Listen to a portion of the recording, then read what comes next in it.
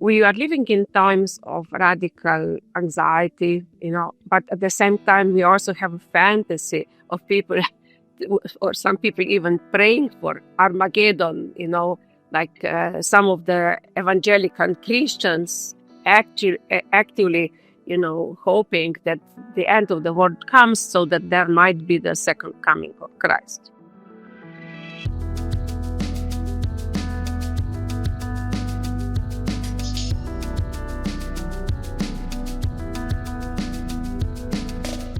Listeners of this podcast will know that I'm obsessed with the idea of the nation state.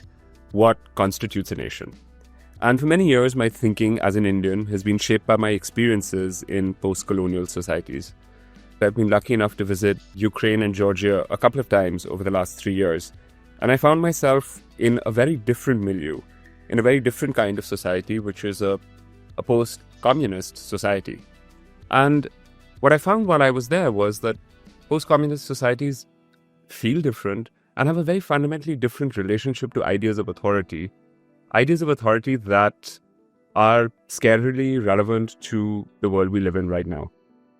Today on our podcast, I'm really excited to have a special guest, Renata, I'm going to try not to get this wrong, Renata Salecl. Yes, I got it? Yes. Renata is a philosopher, and Renata's books, of which I have now read 3, kind of capture the last sort of 30 years of modern life in some ways. One of her early books is called The Spoils of Freedom, which is about post-Yugoslav societies after the disintegration of Yugoslavia. She then had a book called On Anxiety, which was in the aftermath of the 9/11 attacks. Another book of hers is A Passion for Ignorance, which I think is a great way to think about the post-truth environment that we live in. And her most recent book, which is not available in English, so I have not read, is roughly translated as The Age of Rudeness, which looks at the nature of current political discourse. Renata, it's great to have you on the show. Let's just start straight where I began, which is there a thing such as post-socialist or post-communist societies? And I'm sure they're very diverse, but do they fundamentally differ from say, other societies in Europe or in the developing world? Nowadays, they are not differing so much because they have all sort of accepted the neoliberal ideology, some quicker than others, but nonetheless, they are sort of like formulated in a very similar way as the Western societies, but they have a very specific history. And here we need to understand, of course, that there was a difference between the Soviet bloc and Yugoslavia, my country where I was born, Slovenia, which, seceded from Yugoslavia in 1991, was the most developed part of Yugoslavia. And the important thing was that Yugoslavia had its borders opened since 1955 when President Tito broke with Stalin. So we were not kind of locked in, and we also had a self-management sort of a system which was different than what existed in the Soviet bloc. But there are some really important things which were similar, I think. Almost 20 years ago, Yuri Levada, who established in Moscow the first study of public opinion, pointed out that in the socialist regime, there existed a certain kind of cunning attitude. People knew that a lot of things were prohibited, and they were searching for the holes in the system. They were searching for the way to cheat the prohibitions. They were stealing a little bit at their workplace, or, they were trying not to be caught disobeying the ideology and so on. And this cunning attitude was very important because people, in a ways, did not respect people who were more successful than them. They often envied them. They felt that others, the successful ones, are more cunning. were, better in tricking the system and, living in this shade, not to be caught in cheating. And this system in many countries, especially in Russia, and to a point also in Ukraine, continued after the collapse of socialism. It is just that, this cunning attitude became even more aggressive. And, people who were, not successful, they ended even more and they became even more self-critical.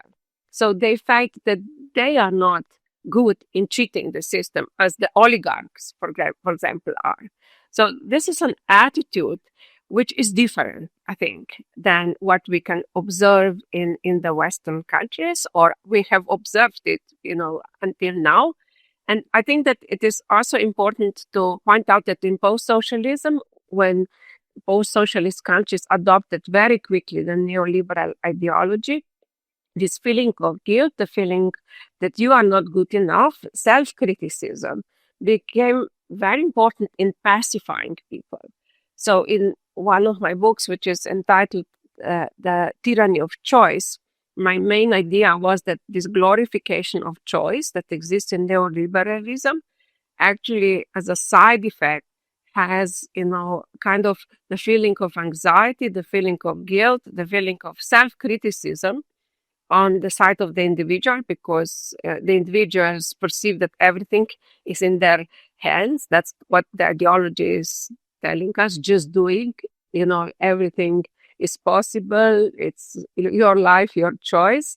And I think that this ideology has been so successful in preventing us thinking about social choices and also creating this feeling of guilt and individual anxiety of not doing the right choices. And in post-socialist system, we have this coupled also with the kind of the envy which existed already before, and the feeling that people were not using the system or finding the holes in the system in the way that successful people were.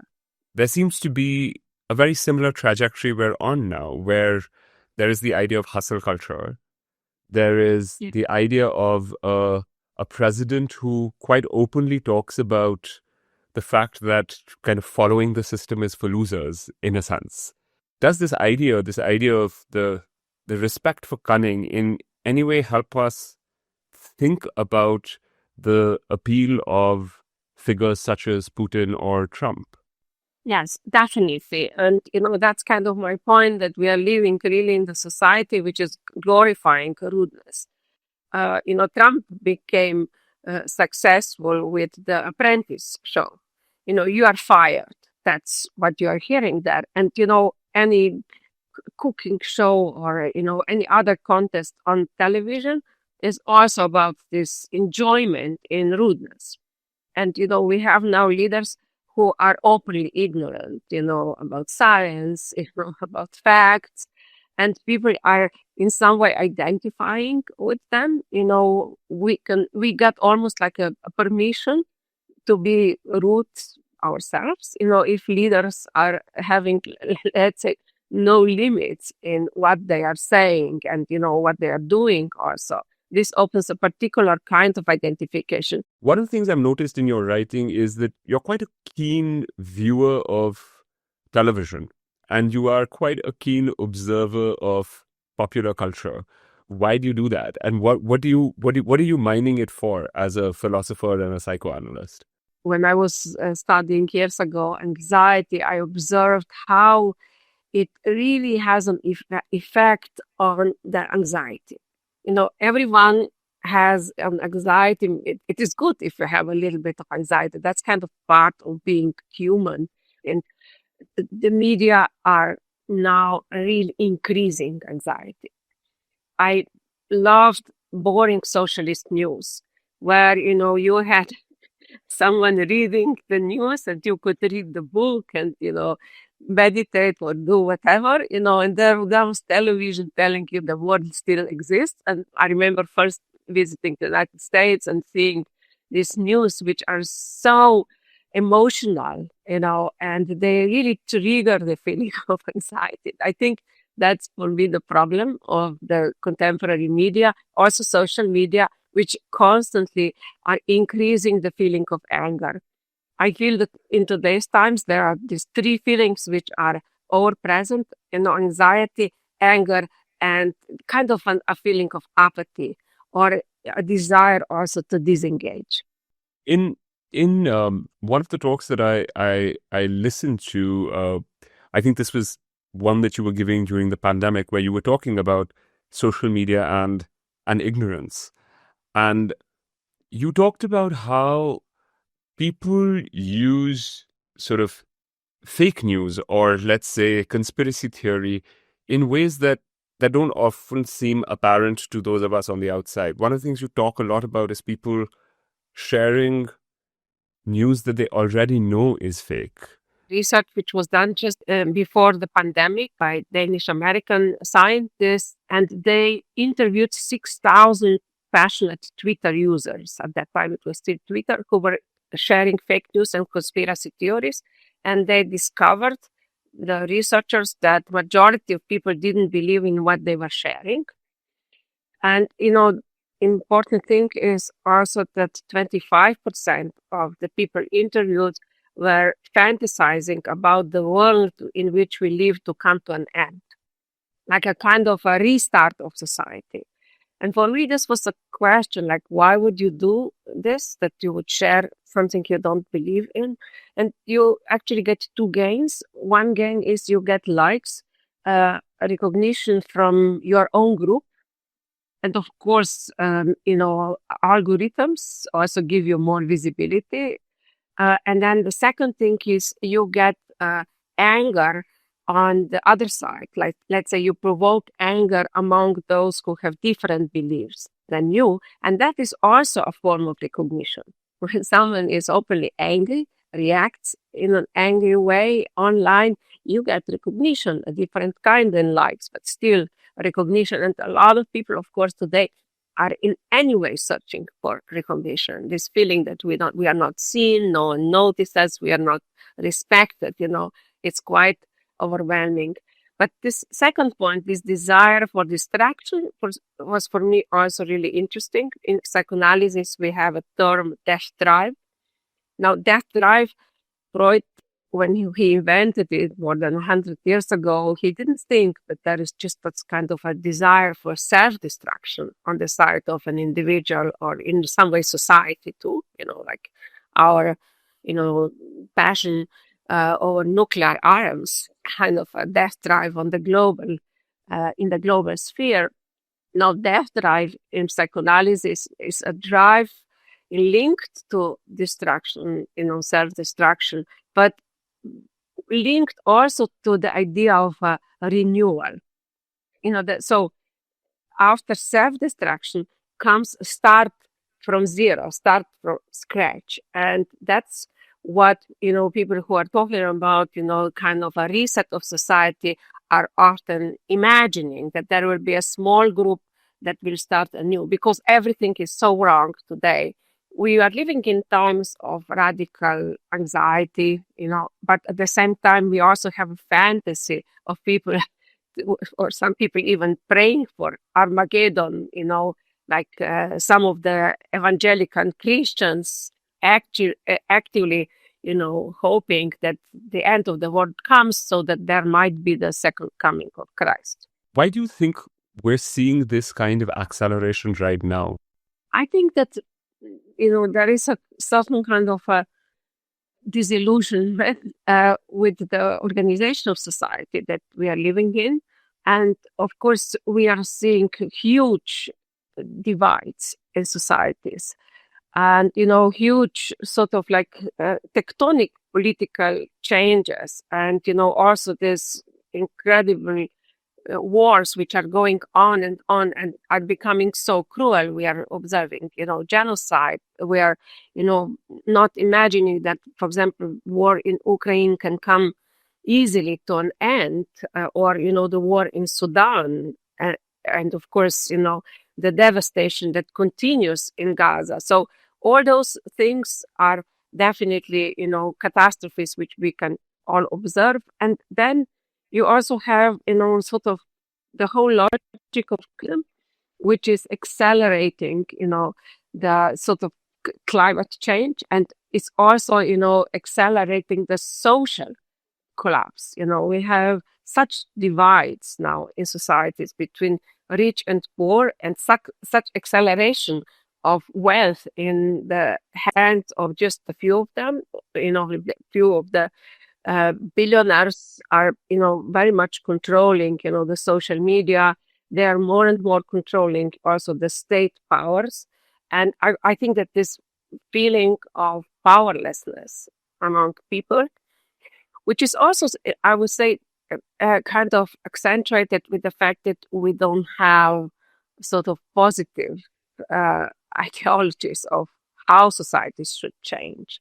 And, very little action, or, sort of the lack of vision in the political sphere, especially, about the next decades, in which direction societies should develop. So I think that, is crucial for this idea that everything is doomed. You've actually lived through the dissolution of a society, in a sense. What did that feel like? And are there signs that we're seeing today that were seen in Yugoslavia or were seen elsewhere? Yeah, that's an interesting point, because if I look at my youth, we truly went through tectonic shifts. In the 80s, we had 2000% inflation in Yugoslavia. And that was a good lesson to see how money is kind of a fantasy thing. Its value evaporates immediately, but you find survival strategies in this situation, which is why when I visit Argentina, for example, where they are also struggling with inflation, I almost feel at home, understand their anxieties, but it also triggers with me this kind of a survival mode, which I remember from my youth, how we had to deal with money differently because of such inflation. And of course, when our former country, Yugoslavia, collapsed, that was a moment where you see how quickly, ideology starts functioning in a new way when you have a new country. The small countries which were formed after the collapse of Yugoslavia immediately started behaving as if they have been fighting for, decades for independence. There was, struggle for independence, but it wasn't going on since 45, after the end of World War II.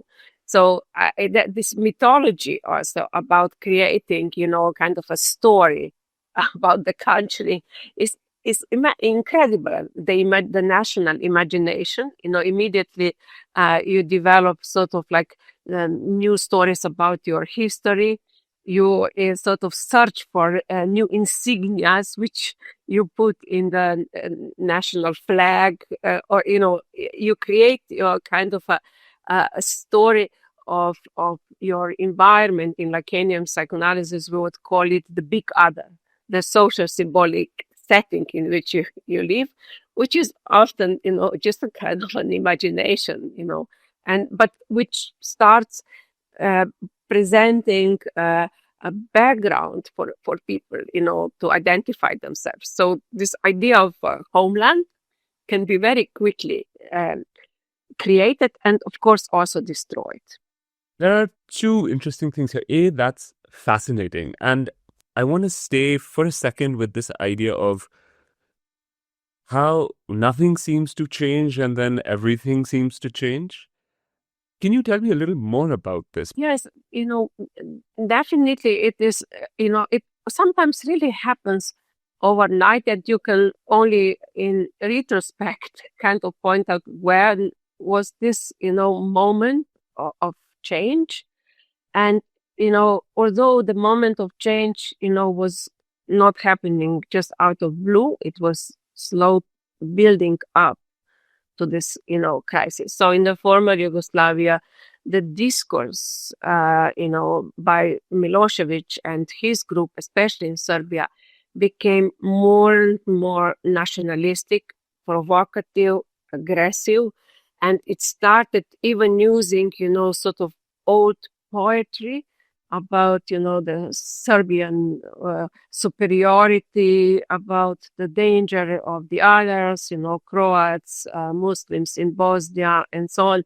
So you have a kind of a spider web of various nationalistic feelings that are, kind of present for some time. And there were nationalistic feelings existing already in the former Yugoslavia.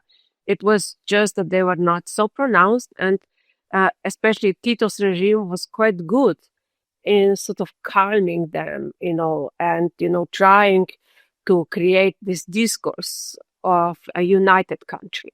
And, at some point this collapsed with the power of authoritarian leaders like Slobodan Milosevic in the former Yugoslavia case. I remember when I was reading Spoils of Freedom, there is a moment where you're actually talking about otherness, and you say that that it is the enjoyment of the other that produces almost like an animus. So in some ways, and it made me think about immigration and migration, that the resistance to a multicultural society is when migrants and immigrants make themselves visible, not necessarily in fear, but actually in joy, on a festive occasion where there will be a festival proceedings. Yeah, in nationalism and racism, you have often that feeling that the other enjoys in a wrong way. That, what do you criticize with migrants? Often how they dress, what food they eat. It's like it smells strangely. What music they listen to, it's awful.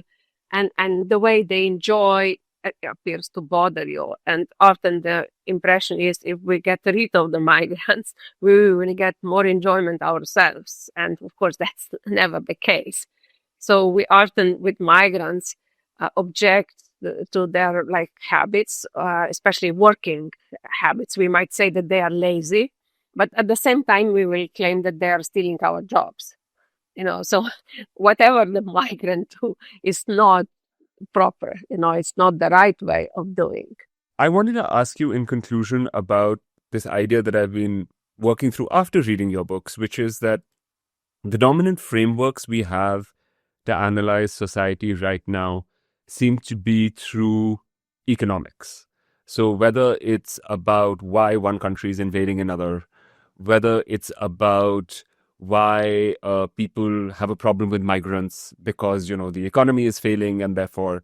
but what I see from reading through your books is there's a way that the frameworks that you use of psychoanalysis actually seem to be giving us almost more accurate readings of the way the world works at this point.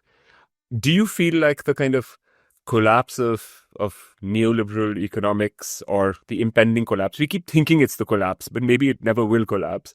Do you think that we now need to move to new frameworks? I guess I'm giving you a question where you're probably going to say yes, but I'm interested in how you think about frameworks of analyzing big questions, I guess.